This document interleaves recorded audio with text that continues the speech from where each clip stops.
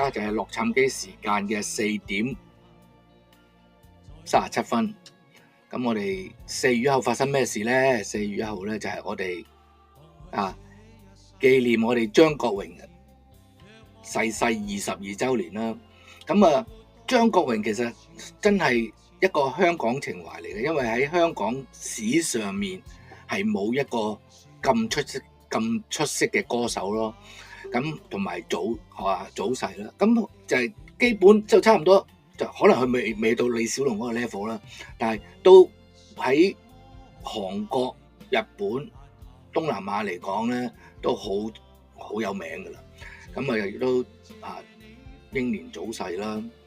咁今日咧就喺文華東方酒店即係中環雪廠街嗰邊都有個悼念儀式嘅，即係去紀念佢啦。好多